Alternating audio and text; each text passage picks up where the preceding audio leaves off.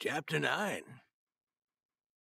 In 1849, when I was 14 years old, we were still living in Hannibal on the banks of the Mississippi, in the new frame house built by my father 5 years before. That is, some of us lived in the new part, the rest in the old part back of it and attached to it. In the autumn, my sister gave a party and invited all the marriageable people of the village. I was too young for this society and too retiring to mix with young ladies anyway, and therefore I was not invited, at least not for the whole evening. 10 minutes of it was to be my whole share. I was to do the part of a bear in a small fairy play. I was to wear a close-fitting suit of brown hairy stuff suitable for a bear. About 10:30, I was told to go to my room and put on this suit. I started, but I changed my mind, for I wanted to practice a little, and the room was very small. I crossed over to a large unoccupied house on the corner of Main Street, not knowing that a dozen of the young people were also going there to dress for their parts. I took my friend Sandy with me, and we selected a large, roomy, and empty chamber on the second floor. We entered it talking, and that gave a couple of half-dressed ladies an opportunity to hide behind a screen. Their gowns and things were hanging on hooks behind the door, but I did not see them. There was an old screen across the room with many holes in it, but as I did not know there were girls behind it, I was not disturbed by that detail. If I had known, I would not have undressed in the flood of cruel moonlight that was pouring in at the curtainless windows. I should have died of shame. Untroubled by this, I was naked to the skin, and I began my practice. I was full of ambition. I was determined to succeed. I was burning to establish a reputation as a bear and get further engagements.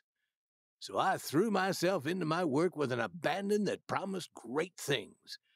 I went back and forth from one room to the other on all fours, Sandy cheering. I walked upright. I made noises I thought a bear should make. I stood on my head.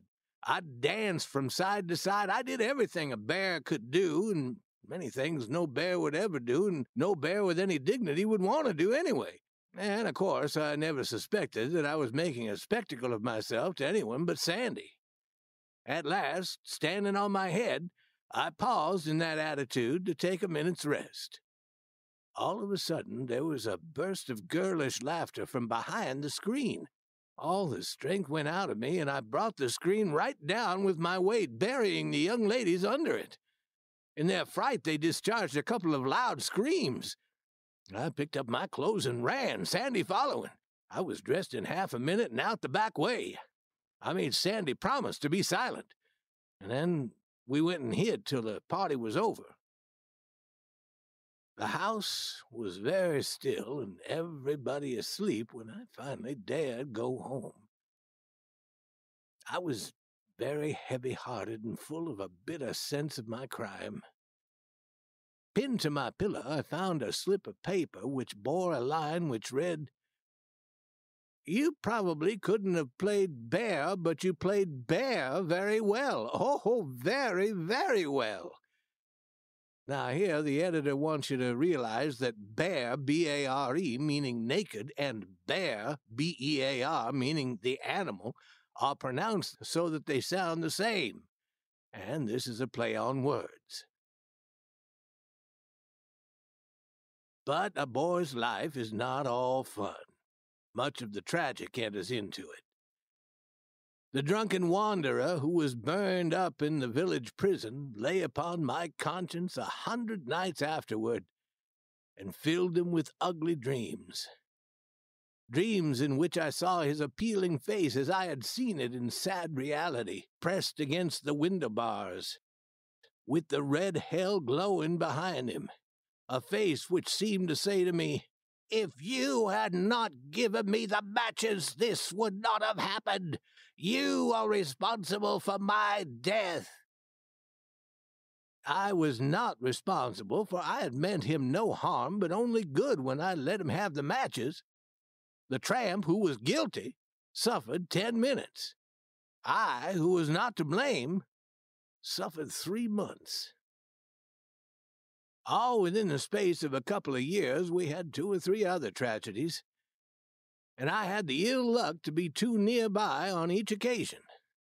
My teaching and training enabled me to see deeper into these tragedies than an uneducated person could have done. But, as a rule, they could not stand the daylight. They faded out and disappeared in the glad sunshine. They were the creatures of fear and darkness. The day gave me cheer and peace, and at night I was sorry all over again. In all my boyhood life, I'm not sure that I ever tried to lead a better life in the daytime, or wanted to. In my age, I should never think of wishing to do such a thing. But in my age, as in my youth, night brings me a deep sorrow for my deeds. I realize that from babyhood up, I might have been like the rest of the race, never quite right in the mind at night.